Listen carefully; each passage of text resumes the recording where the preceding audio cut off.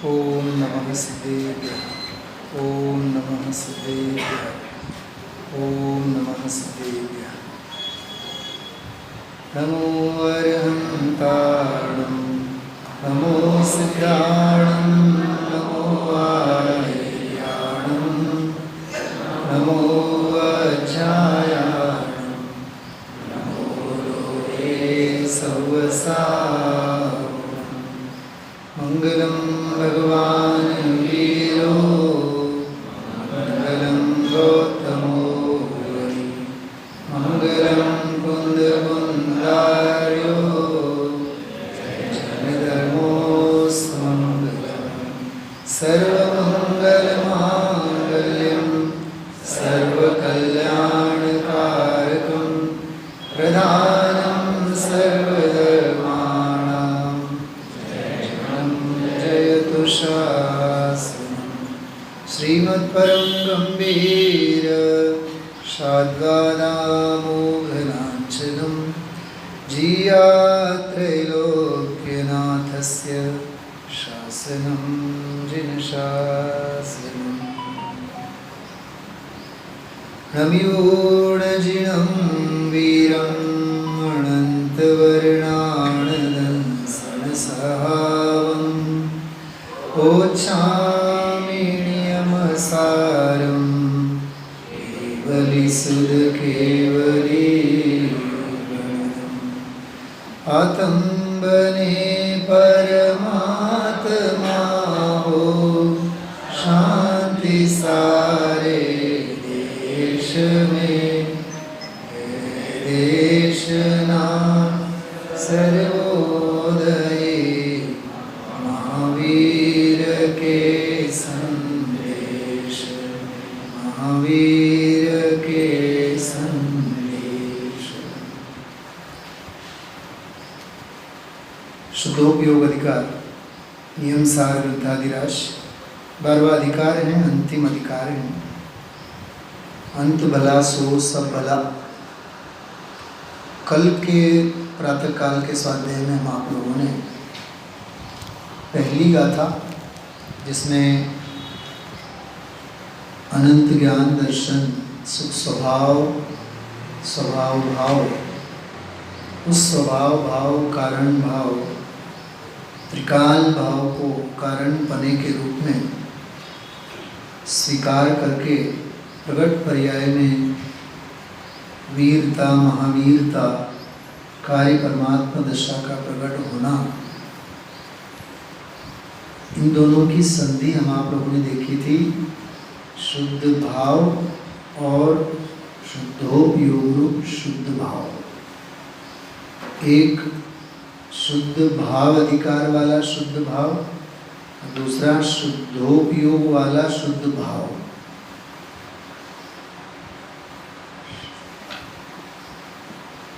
तीसरा जो अधिकार है शुद्ध भाव अधिकार, वह शुद्ध भाव त्रिकाल भाव है। और अंतिम 12वें अध्याय का जो शुद्धोपयोग रूप शुद्ध भाव है, वह क्षणिक उत्पाद और व्यय रूप प्रगट भाव है। वह तीसरे अधिकार वाला द्रव्य भाव है, 12वें अधिकार वाला पर्याय भाव है। समझ में आया दोनों का? कल भी अपन ने बात की थी, अभी संधि अपन कर रहे हैं उसकी।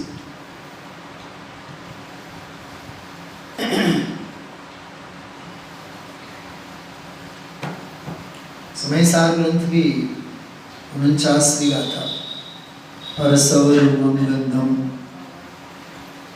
अवत्तम जान अलिंग गहणम जो गाथा है, इसमें वो गाथा तो धवला जी में भी है, जय धवला में भी है, 5 रूप परमागुणों में सर्वत्र गाथा है। अलग अलग संदर्भों में है, क्योंकि वो संदर्भ भी काफ़ी समन्वय है, साम्य है। समय सार जी की आत्मख्याति टीका में अव्यक्त वाला जो बोल आया, उस अव्यक्त के बोलों में 6 बोल हैं। कई बार तो एक आध बार तो पर्वाधिराज पर्युषण में हमने तो प्रातः काल के स्वाध्याय में 10 दिन तक वो अव्यक्त के बोल ही लिए थे। व्यक्त और अव्यक्त के प्रति जो उदास है, उदासीन है, वह अव्यक्त स्वभाव है, ऐसा एक बोल आता है। तो व्यक्त जो है वो पर्याय, उसमें लिखा षड द्रव्यमय लोक व्यक्त है। क्या कहा? षड द्रव्यमय लोक व्यक्त है और उस लोक से न्यारा ऐसा स्वभाव भाव वह अव्यक्त है। एक माँ से पूछा जाए तेरा बेटा कैसा, माँ क्या कहती है? माँ का हृदय क्या कहता है? सारी दुनिया के सकल विश्व के बच्चे एक तरफ और मेरा आंखों का तारा शाश्वत स्वभाव एक तरफ। समझ में आ रही बात? माँ के लिए तो अपना ही बेटा सर्वस्व है ना। जैसे माँ के हृदय में दुनिया का कोई बालक स्थान नहीं ले सकता है सिवाय अपने बच्चे के, ऐसे ही श्रद्धा अपने स्वभाव के अलावा अपने श्रद्धेय में किसी को स्थान दे ही नहीं सकती। वो जो श्रद्धा का श्रद्धेय है वो शुद्ध भाव है, ज्ञायक भाव है, एक भाव है, सामान्य भाव है, सदृश भाव है, सहज भाव है, समभाव है, ध्रुव भाव है। भाषा पकड़ में आ रही है आप लोगों को? सामान्य कहो, सहज कहो, शुद्ध कहो, एक कहो, शुद्ध कहो, त्रिकाल कहो, सदृश भाव कहो, ध्रुव भाव, जो भी कहो सो वह मैं हूँ। छठी गाथा समय सार जी की याद है? नवि हो दिया पमत्तो न पमत्तो जान लोध जो भाव एवं बनंति शुद्धम नादो जो सोद सोच। प्रमत्त नहीं अप्रमत्त नहीं एक ज्ञायक भाव है, इस रीत शुद्ध कथाएं पण ज्ञात वो तो वही है। नादो सोचो नादो जो सोद सोचे। समझने जैसी बात है। प्रमत्त है और अप्रमत्त है ये कथन है, ज्ञात है वो तो वही है।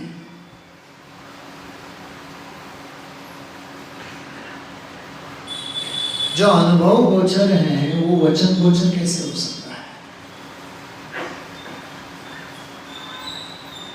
हमने सामने वाले को गुड़ खिलाई और कहा कि कैसी है बताओ, तो अधिक से अधिक क्या कहेगा वो? मीठी है। शक्कर कैसी है? मीठी है। नहीं, हम मिठास से नहीं पूछ रहे हैं, गुड़ कैसी है ये बताओ। मिठास तो स्पर्श रस गंध वर्ण में से एक भेद है ना। तुम तो अभेद गुड़ की बात करो।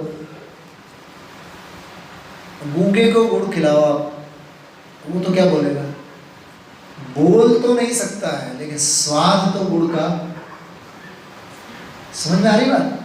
जो स्वसंवेद्य हैं, अनुभव गम्य हैं, अनुभव गोचर हैं, अनुभव गोचर होता है, स्वसंवेद्य होता है, वेदन योग्य होता है, वो कभी वचनों में कहने में आता नहीं है। प्रमत्त नहीं अप्रमत्त नहीं, ये सारी की सारी शैली है कर्णानी योग की। वो कर्णानी योग है, वो छठी गाथा का कर्णानी योग है। प्रमत्त कहते 1 से 6 गुणस्थान, अप्रमत्त कहते 7 से 14वें गुणस्थान तक। तो गुणस्थान के संयोग का विषय है, बोलो कर्ण। और आत्मा गुणस्थानातीत। देखो, गुणस्थान कर्णानियोग का विषय है और आत्म स्वभाव तो गुणस्थानातीत है, वो द्रव्यानियोग का विषय है। मूल प्रतिपाद्य अनुभव में शशिकांत जी, कितनी गंभीर बात है। गुरुदेव श्री इसके लिए एक बहुत बढ़िया उदाहरण देते थे कि हम अपनी महिमा अपने शत्रु से कितना करा सकते हैं। उदाहरण के रूप में भारत ने क्रिकेट मैच जीता, पाकिस्तानी लोगों के पास से भारत की प्रशंसा कैसी कराई जा सकती है? कुछ समझ में आ रहा है? तो ऑस्ट्रेलिया की टीम हार रही होती है जबकि जीत रही होती है तो फटाके वो फोड़ेंगे। इंडिया हार रही है, उन्हें ऑस्ट्रेलिया जीत रही है उससे कोई लेना देना नहीं है। इंडिया हार रही ना, लेकिन अंतिम ओवर में कुछ चमत्कार हो गया और इंडिया की टीम जीत गई तो टीवी की भी बनाई वो भी फूट जाते हैं। शत्रु के मुख से हम अपनी महिमा कैसे करा सकते हैं? मैं एक बहुत गहरी बात कह रहा हूँ संजय, बहुत गहरी बात है निशिकांत। हम अपने आत्मज्ञान की महिमा, भेद ज्ञान की महिमा जड़ शब्दों के पास से कैसे करा सकते हैं? ये तो अजीब है। कुछ न्याय समझ में आया? वाणी तो अजीब है कि नहीं, और आत्मा तो जीव है कि नहीं? तो जीव की महिमा, जीव का बखान अजीव के मुख से आप कैसे करा सकते हो? तो सुनने में अच्छा आया, आनंद आया, बिल्कुल सफेद झूठ है। क्योंकि सुनने में आता है वो इंद्रिय का विषय है, अनुभव में आता है वो अतीन्द्रिय विषय है, वो शुद्ध भाव है। शुद्ध भाव कर्णेंद्रिय का विषय नहीं है, शुद्ध भाव आंखों से देख पढ़ने का विषय नहीं है।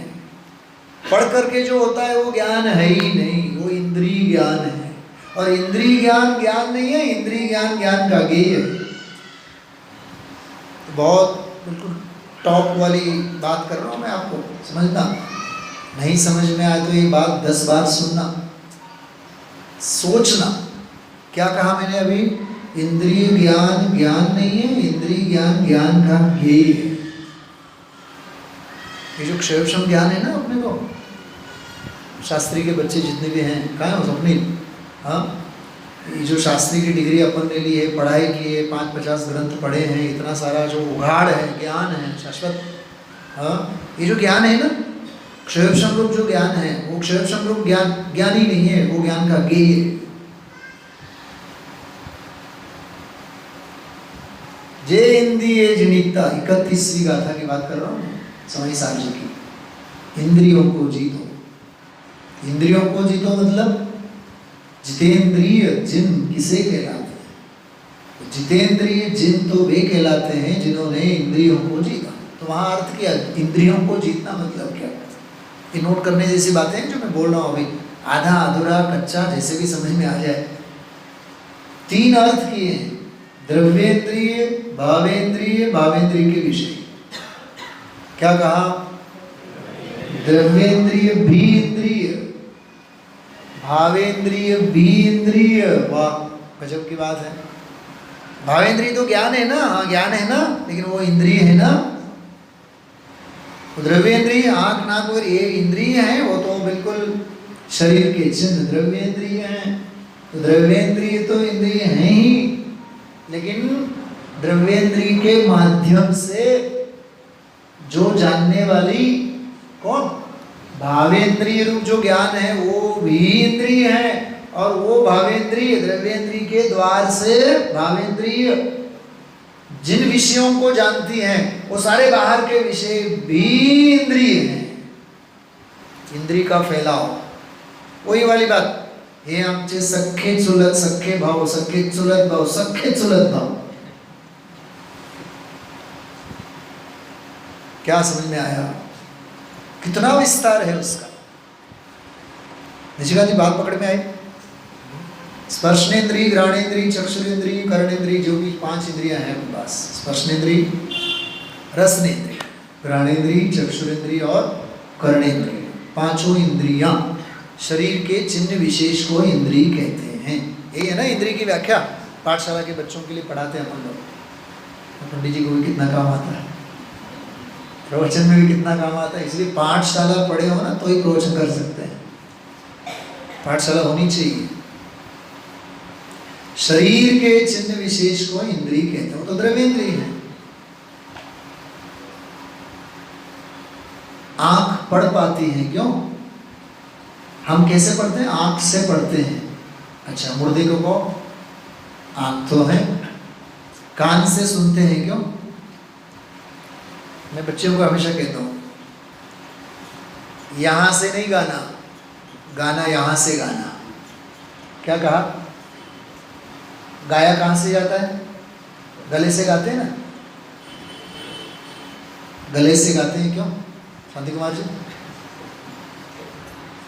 वीतराग दीपार्चन, तो कहां से गाना? फेवरेट है उनका, तो मुझे सब पता है शांति जी का। हाँ बताओ, गाना कहां से गाना? गले से गाना कि हृदय से गाना? भाव से गाना कहते हैं ना। इंडियन आइडल वगैरह इनमें जो है ना, वो कमेंटेटर होते हैं जोरदार, निर्णायक जज जो बैठे रहते हैं, उसमें विचक्षण बुद्धि वाले होते हैं, वो इतना प्रॉपर जज करते हैं, बिल्कुल भगवान की वाणी जितना एक ही वाक्य बोलेंगे लेकिन पूरा संगीत साहित्य उसमें आ जाता है। चलिए,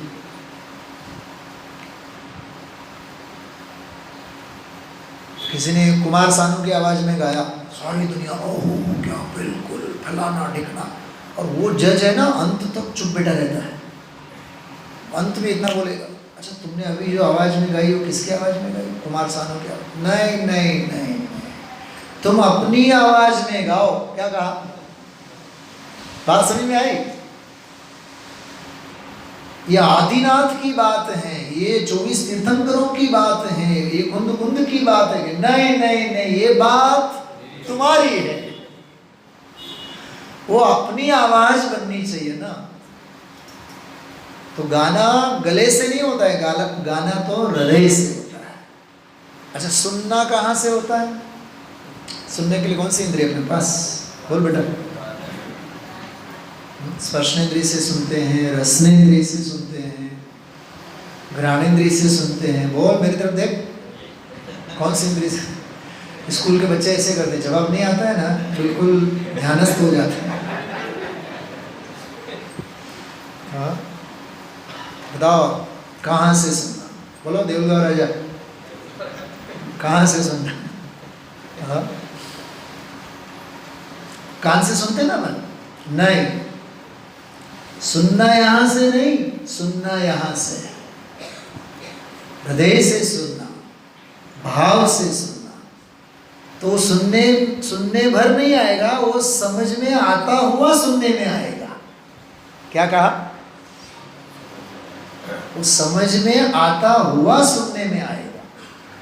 तो इंद्रिय वाला जो पार्ट में कह रहा था आपको, द्रव्येंद्रिय, भावेंद्रिय और भावेंद्रिय के जितने भी विषय हैं, ये नेमिनाथ भगवान इंद्रिय हैं। सभा मानेगी इस बात को? गिरनार इंद्रिय है। इंद्रिय का विषय तो है वो अलग बात है, लेकिन इंद्रियां द्रव्येंद्रियों के माध्यम से जो भावेंद्रियां जिन विषयों को जानती हैं, वे भी विषय सारे कौन कहलाएंगे? इंद्रिय कहलाएंगे। उन सबको जीतने वाला वो जितेंद्रिय जिन होता है। और निश्चय स्तुति, ये पहली निश्चय स्तुति है।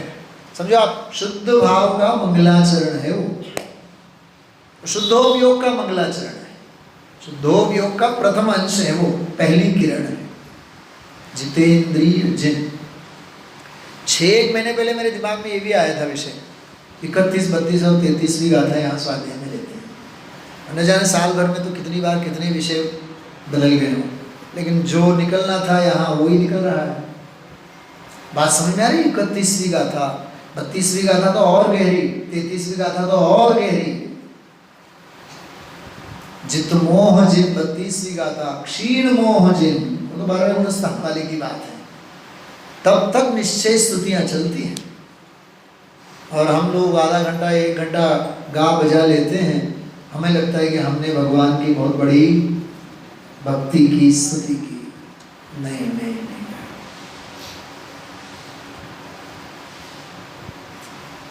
बात समझ में आ रही है? हाँ। आत्मचिंतन का ये समय आया, सोचना पाके नर बहु क्या खोया क्या पाया, सोच, हमेशा सोचना। हाँ? 10 धर्म की पूजा में बेटा ला दो शास्त्र पुस्तक पीछे रखी, ब्रह्मचर्य धर्म की जो पूजा है, उस ब्रह्मचर्य धर्म की पूजा में जयमाला में बहुत सुंदर दिशा निर्देश हम आप लोगों को किया है, और ये कहा है सारी सभा इस जयमाला को तो अपने पर्सनल डायरी में लिख के रखो। किस मार्ग में जाते हो संदीप जी, किस मार्ग में जाते हो, इसका निर्णय कर लो। मनीष जी भाई साहब, किस मार्ग में जाते हो, इसका निर्णय कर लो। हर्षवर्धन जी भाई साहब को दो पुस्तक। शिव पथ है या भव पथ, 2 मार्ग बताए, शिव पथ मोक्ष पथ। शिव पथ है या भव पथ, इसका निश्चय, इसका निश्चय तो करो पहले। आकाश जी, सारी दुनिया को भूल जाओ। निशिकांत जी, दुनिया को भूल जाओ, मेरा जीवन किस दिशा में जा रहा है, ये सोच हमारे अंदर में होनी चाहिए। शुद्ध भाव के मार्ग में है कि शुभ भाव के मार्ग में, मैं ये कह रहा हूँ, वो लिंक नहीं टूटी अपने बराबर, नियम साहब वही बात कह रहा हूँ मैं आपको।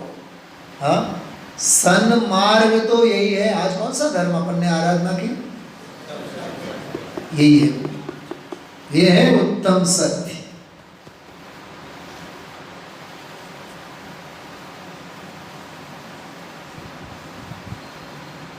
लोगुत्तमा,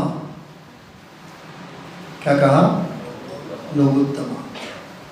जवाब मत देना आप लोग, सवाल मैं पूछूंगा, लोक में उत्तम कितने होते हैं?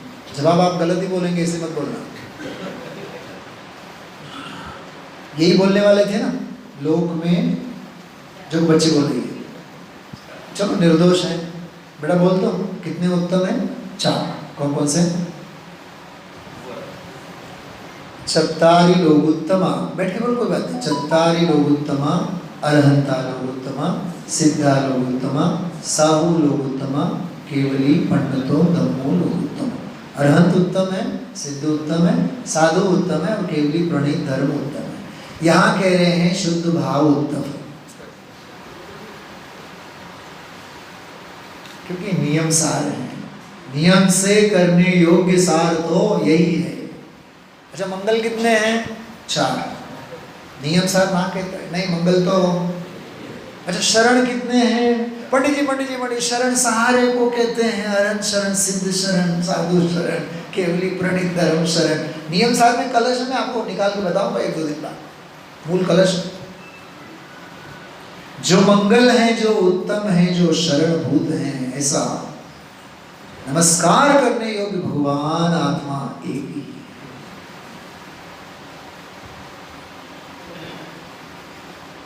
इसको बोलते हैं जहां जहां जो जो भी अपेक्षित होता है, वो अपेक्षा सत्य आ जाए ना, वो वाली बात है।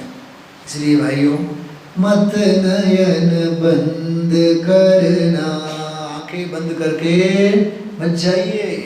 मत नयन बंद करना, जागृत होकर जाना, पहले समकित लेकर मिथ्यात्व विजय कर लो। समकित बिन तप संयम कुछ काम न आएगा। तप संयम लेना है तो समकित किस मार्ग में जाते हो, इसका निर्णय कर लो। अंतिम पूजा में कहा। मुझे आपसे कहने का तात्पर्य इतना ही है, जो हम विषय समझ रहे हैं, जो पढ़ रहे हैं, क्या पढ़ रहे हैं, क्या उसकी स्पष्टता है, बराबर गहराई से ख्याल में आना चाहिए। तो भक्तियों की भाषा में अपन बात करते हैं सिद्ध भक्ति और निर्वाण भक्ति। सिद्ध भक्ति की बात और निर्वाण भक्ति को दोनों को समन्वय करके हम आप लोगों ने कल ही के स्वाध्याय में देखा था। सिद्ध है सो निर्वाण है, निर्वाण ही तो सिद्ध है। और निर्वाण और सिद्ध भी तो तभी हैं जब शुद्ध है। सचिन जी, हाँ, सचिन पहले कि क्रिकेट पहले? क्रिकेट है तो सचिन है। और सचिन भी ऐसा कहता है कि भाई वान खेड़े मेरा मंदिर है। हाँ? क्रिकेट बैट बॉल ये मेरे अष्ट द्रव्य हैं, मैं पुजारी हूँ और बैठने वाले सारे ऑडियंस प्रेक्षक मेरे मुमुक्षु समान है और मैं जो सिक्सर मारता हूँ ये मेरा समय सार है और मुझे जो man of the match award मिलता है वो मेरा सम्यक दर्शन है। दुकानों में लिखा रहता है दुकान मेरी मंदिर है, ग्राहक मेरे देवता है। बाप तो माल मेरा अष्ट द्रव्य है और पूंजी जो मिलती है वो रत्नत्रय की निधि है। क्यों? अरे अपने को अकल ही नहीं है। घर में श्रीमती राह देख देख करके परेशान हो। कब आ रहे हो भोजन के लिए? क्या भाई जी अपने सुराना नगर नाम भूल गया, निर्मल जी। निर्मल जी की मति कितनी निर्मल, श्रीमती राह देखे देखे परेशान पूछ रहे 1 बजे आने का टाइम, आओ आओ जल्दी आओ, खाना ठंडा हो। कोई बात नहीं, गर्म हो जाएगा, चिंता मत करो। मतलब धन के पीछे, लोभ के पीछे, और जिस 2 रोटी के लिए निर्मल जी मेहनत कर रहे हैं वो रोटी भी नसीब में नहीं है। मैंने किसी से कहा था, कुशल जी से कहा था शायद, घर पे रात में बैठे थे, लिख के रखना इस पॉइंट को। पंडित सदाशिवदास जी साहब लिखते हैं, सातिशय आजीविका और निरतिशय आजीविका। आजीविका के 2 प्रकार, सातिशय आजीविका और निरतिशय आजीविका। ऐसी आजीविका जिसमें से सहज ही हम अपने आत्म कल्याण के लिए, स्वाध्याय के लिए, सत्संग के लिए, तीर्थ यात्रा आदि के लिए, निवृत्ति के लिए समय निकाल पाते हों, वही आजीविका सातिशय आजीविका है। नहीं, यदि हम स्वाध्याय में जाएंगे तो दुकान में कौन बैठेगा, धंधा चौपट हो जाएगा। ऐसी आजीविका वो सब पापोदय से मिली हुई निरतिशय आजीविका है। थोड़ा कहा बहुत समझना। और ऐसी नाना प्रकार की आजीविका, इनसे अपन लोग घिरे हुए हैं। कुशल जी, जिनवाणी तो कहती है दाने दाने पे लिखा होता है खाने वाले का नाम। कोई खाली पेट रहने वाला नहीं है। जब मैं लंदन गया पहली बार 2007 में, तो श्रीमती चिंता में, वो तुम हिथ्रो एयरपोर्ट पहुंचोगे तो लेने आएंगे कि नहीं? अरे जब लंदन की टिकट दे रहे हैं तो लंदन में लेने नहीं आएंगे? बोलो शांति कुमार जी, अपने पुण्य के ऊपर हमें इतना तो बोलिए भरोसा होना ही चाहिए ना। हाँ, अब औरंगाबाद जा रहे, भोजन की व्यवस्था, अरे 10 लक्षण धर्म की प्रभावना के लिए जा रहे हैं, इतना सातिशय पुण्य मुझे वहां से यहाँ लेके आ रहा है, तो रोटी वाला पुण्य भी तो साथ में नहीं होता है। मोदी साहब के जो बॉडीगार्ड होते हैं, हाँ, एसपी कमांडर जो होते हैं, अरे कम से कम आकाश जी पुण्य की तो श्रद्धा करो। आत्मा की श्रद्धा की बात तो बाद में, हमें अपने पुण्य की भी श्रद्धा नहीं है, तो शुद्ध भाव की श्रद्धा तो कहां से होगी? इसलिए जो मजूरी जो है ना अपने जीवन में जो दिखती है, स्वाध्याय नहीं, अभ्यास नहीं, सत्संग नहीं, सच में बताऊं एक हृदय से आकाश जी बात करते हैं हम आप लोग सत्य धर्म की, सारा जीवन असत्य की उपासना में चला जाता है।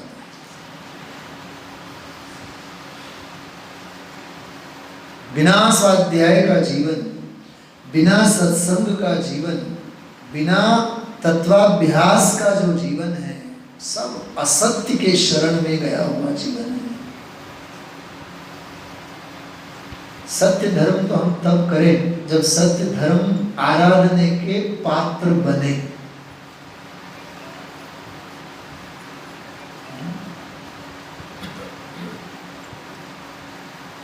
ऐसा ही गंभीर विषय है। विषय वस्तु तो आपको सब ख्याल में है, सिद्ध भक्ति, निर्वाण भक्ति और शुद्ध स्वभाव भाव की भक्ति। एक ही 30 सेकंड में मैं आपको पूरा रिवीजन करा लेता हूँ। नमो अरहंताणम की व्याख्या करते हुए हम आप लोगों ने सर्वज्ञता और सर्वदर्शिता की चर्चा की थी। 159 नंबर की गाथा से 172, 14 गाथाएं। उसके बाद केवली की वीतरागता की बात आई, औदय की क्रिया और क्षाई की क्रिया 173 और 75 तक 3 गाथाओं में। और अपना मेन जो विषय है वो सिद्ध भगवान वाला जो विषय चल रहा है, सिद्ध भक्ति वाला विषय। नमो सिद्धाणम, मुक्त जीव, सिद्ध जीव 176 और 77 और 78। कल हम आप लोगों ने 77 नंबर की गाथा ली थी शांति कुमार जी। कितने विशेषण आए थे उसमें? 8 आए थे ना, बिन कर्म वगैरह 8 विशेषण आए थे। अपन अभी रिपीट नहीं करेंगे, समय होता चला जा रहा है। आगे बढ़ते हैं। उन सिद्धों की और क्या खूबी है, आप इस गाथा में देखिए 178 178 नंबर की गाथा में मैं सीधी गाथा बोलता हूँ। 337 पृष्ठ है नियम सार ग्रंथ में, देखिए। अव्वाबाहमणिंदिय मनोवमं पुण्य पावड़ी मुक्कम पुनरागमन विरहियं मृच्छं अचलम अणालंबम। देखिए 177 नंबर की गाथा में 8 विशेषण कहे। एक बार कोई पहली बार आज आए हों, सुन रहे हों, बिन कर्म, कर्म रहित, बराबर। देखिए वहाँ थोड़ा सा अभी 2 मित्रों के बीच में कल स्वाध्याय में थोड़ी सी जिज्ञासा वाली बात चल रही थी, आप और कोई और मित्र थे। सिद्ध भगवान पर्याय में भी कर्म से रहित है और शुद्ध स्वभाव भाव द्रव्य भाव में कर्मों से रहित है। बस इतना थोड़ा सा अंतर समझना।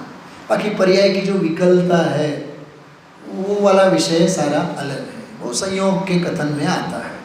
दूसरा, परम, सिद्ध भी परम है और मेरा स्वभाव भाव भी परम है, दूसरा विशेषण। तीसरा, सिद्ध भगवान भी विशुद्ध हैं और मेरा स्वभाव भाव भी विशुद्ध। याद रखना 3 प्रकार के भाव होते हैं, शुभ, अशुभ और शुद्ध। शुभ और अशुभ 50 निकाय में 2 प्रकार के भाव लिए, शुद्ध भाव और अशुद्ध भाव। तो कहा कि शुद्ध भाव अभेद एक ही भाव होता है, शुद्ध भाव वीतराग भाव। अशुद्ध भाव की 2 धारा होती हैं, शुभ और अशुभ। तो शुभ और अशुभ दोनों अशुद्ध हैं, 50 का है। सब अभ्यास होना चाहिए। यहाँ कह रहे हैं ये जो शुद्ध भाव है, ये जो विशुद्ध लिखा है इसमें, वो विशुद्ध कौन सा? शुद्ध वाला विशुद्ध है, शुभ वाला विशुद्ध नहीं है। समझ में आ रही है? पूरा इम्पैक्ट ख्याल में होना चाहिए। शुद्ध भाव वाला शुद्ध है, ये शुभ वाला विशुद्ध नहीं है। हो गए? बिन कर्म, कर्म से रहित, परम और विशुद्धि, जन्म जरा मरण से रहित। वहाँ सिद्ध भगवान भी ऐसे ही हैं और यहाँ स्वभाव भाव भी देह रूपी देवालय में विराजमान, वो भी ऐसे ही है। आगे, ज्ञानादि 4 स्वभाव में सहज ज्ञान दर्शन सुख वीर स्वरूपी सिद्ध भगवान भी हैं और मेरा स्वरूप भी ऐसा ही है। सिद्ध भगवान भी अक्षय है। पहली गाथा पढ़िए, ध्रुव हैं, अचल हैं, अनुपम हैं। ऐसे यहाँ कह रहे हैं अक्षय हैं, बराबर। आगे अच्छेद्य हैं, छेदे नहीं जा सकते हैं, छेदते हैं। और आगे अंत में कहते हैं अक्षीण अक्षीण अविनाशी है, वे भी अविनाशी हैं और यहाँ स्वभाव भाव भी मेरा भी अविनाशी है। कि शाश्वत सुख का प्याला कोई पिएगा अनुभव वाला, ध्रुव की धुन में हम रम जावे। मुझे तो जब तसल्ली से समय मिलता है ना तब इस भक्ति को लेता हूँ, पूरा 15-20 मिनट तक बिल्कुल ऐसे डूब जाते हैं उसमें। ध्रुव की धुन में हम रम जावे। कुशल जी, अपूर्व अवसर कब यह पावे, ध्रुव की फेरो माला कोई पिएगा अनुभव वाला। कब हम हिम्मतनगर गए थे सालों पहले, जानबूझ करके बोला उसका नाम लेकर के, वहाँ हम लोग ऐसा गाते थे, कोई पिएगा हिम्मत वाला। हाँ, हिम्मत वाला हो कोई पी पाएगा, हर एक की बस की बात नहीं है। तो यहाँ ये कह रहे हैं, ये 178वीं गाथा में ताजुब करेंगे आप, इसमें भी देखिए विशेषण कितने हैं। मैं अभी नहीं कहूँगा, सस्पेंस रखता हूँ, आगे बोलता हूँ। देखो, निर्बाध है मूल गाथा में, निर्बाध बराबर, अनुपम है, अतीन्द्रिय हैं, पुण्य पाप से रहित हैं, निश्चल हैं, निरालंबन हैं, अमर हैं, और गजब की बात, पुनरागमन से रहित हैं। वो कल वो निमिनाथ वाली बात, गए सो गए, वापिस आए नहीं। हाँ, आईसीयू में गए हुए वापिस आ भी जाए, आना नहीं आना कोई निश्चित नहीं है। लेकिन घर के हर सदस्य को भगवान महावीर से यही प्रार्थना होती है कि प्रभो आमचे आजोबा आले तर निज आयुष्य से जीवित रहे, निज आयुष्य से मरण हो, यह बात जिनवर ने कही। तुम कैसे बचा पाओगे, तुम मार कैसे सकोगे। जीवित असुनी जल बुद बुद सम विषय राज धनराशि, तुझा तुझा सवे तव देहन ये वधु किति जीवारे। तेरे साथ तो तेरी काया नहीं आती, संयोगों की बात क्या लेके बैठा हुआ है। हाँ, जग में जिसको निज कहता मैं वह छोड़ मुझे चल देता, मैं आकुल व्याकुल हो लेता, व्याकुल का फल व्याकुल का। समझ में आ रही है? कुछ वैराग्य की बात ख्याल में आ रही है? इस संयोग के स्वरूप में भी स्वभाव का गोलन होना चाहिए, इतनी स्वभाव की ऊर्ध्वता अपने चिंतन में होनी चाहिए। देखिए क्या कह रहे हैं, कितने विशेषण हुए गिने आप लोगों ने, गिनना आप अपने हिसाब से। निर्बाध अनुपम अतीन्द्रिय पुण्य पाप विहीन है, निश्चल निरालंबर अमर पुनरागमन से हीन। इसमें एक दो बातें बहुत मार्मिक, मैं उसकी तरफ आप लोगों का, ये सिद्ध भक्ति, सिद्ध भगवान कैसे हैं और मेरा भी शुद्धात्मा कैसा है। तो कहते हैं कि सिद्ध भगवान निर्बाध हैं, तो मेरा स्वभाव भी कैसा है, निर्बाध है। हाँ? जिसने जैसा कर्म कमाया है, आराधन में कैसी बाधा है। आराधना करने से तुझे कौन रोक सकता है? आराधना करने से तुझे कौन रोक सकता है, बताओ। ये जो धवला जी के जो षटखंडागमादि ग्रंथ है ना, जो बाहर आए, जिनको ये काम सौंपा गया था मूड़बिद्री में, उनकी धर्मपत्नी टिफिन लेके जाती थी और उस डिब्बे के अंदर उसकी पर्चियां बना बना करके उन षटखंडागम धवला जी के ग्रंथों को बाहर लेके आई। बोलो, इसको आना ही है बाहर, वो कहीं से भी बाहर आए बिना नहीं रहे।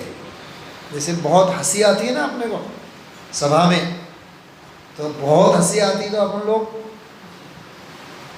मुंह दबा लेते हैं, लेकिन हंसी कहीं ना कहीं से तो उसको तो निकलना ही है बात। मुझे याद है जहाँ तक 5वीं 6वीं कक्षा में हम लोगों ने कहानी पढ़ी थी, जमाई राजा की कहानी। मुझे बिल्कुल टंकोत्कीर्ण है वो कहानी।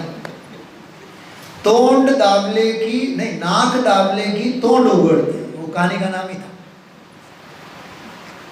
जमाई राजा गए, निर्मल जी, वासिम और संतोष जी चाचा जी ने कहा कि भाई चलो फर्नीस को खिलाते हैं जोरदार लड्डू वड्डू। अब वो लाडू प्रेमी थे, गणेश जी के अगल बगल में रहते थे। अब वो लड्डू तो मुंह में डाला, इतना प्यारा लड्डू, पूरा का पूरा लड्डू उन्होंने मुंह में डाला।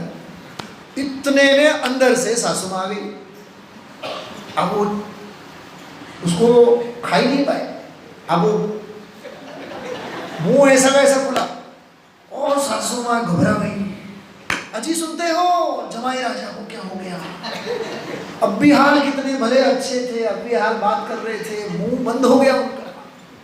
अब वो छोटा सा अने आ गया, अने जितना छोटा सा बच्चा आया, वो स्कूल में साइंस पढ़ के आया था। नाक दाबले की, अब उसने एक्सपेरिमेंट कर लिया तुरंत। अरे दादी इसमें कौन सी, नो टेंशन जस्ट अटेंशन हो गया। और जाकर के सीधा नाक दबाया, पूरा का पूरा भगवान आत्मा।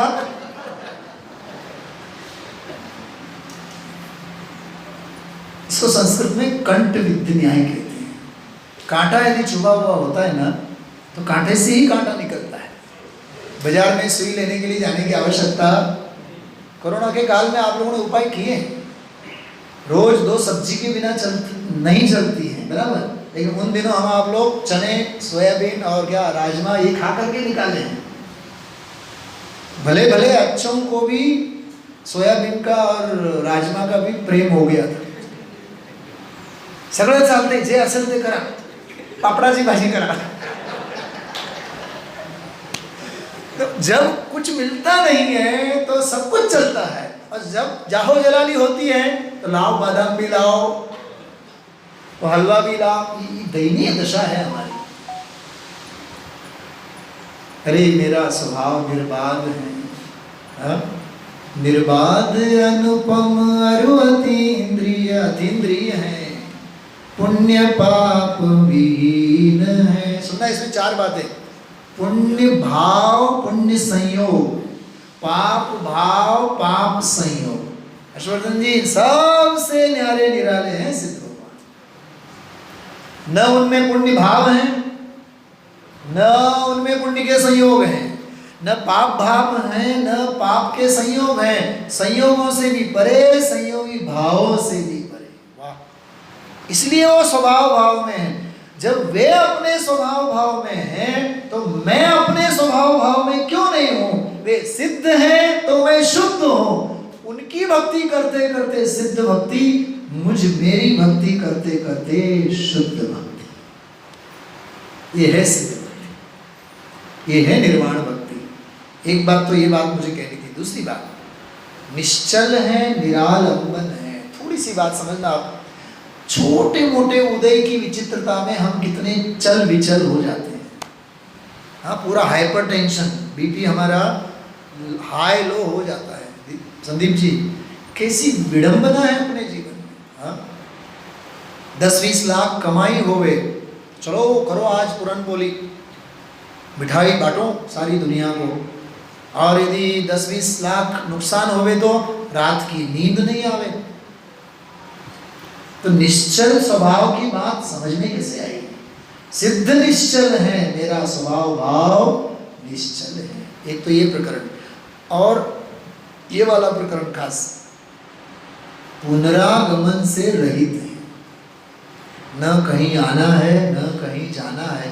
और ऐसी दशा को पा गए हैं, अब वहां से लौट के कभी भी वे आएंगे नहीं। बराबर, गाथा देखिए, निर्बाध अनुपम अरु अतीन्द्रिय, पुण्य पाप विहीन है, निश्चल निरालंबन, अमर पुनरागमन से ही ये प्राचीन पूजा है ना सिद्ध भगवान की, पद्मनंदी आचार्य ने लिखी हुई पूजा है संस्कृत में। पद्मनंदी पंचविंशतिका वाले उन्होंने ये पूजा लिखी है। तो ये पंक्तियाँ आपको सबको याद है, मेरे साथ गाई है।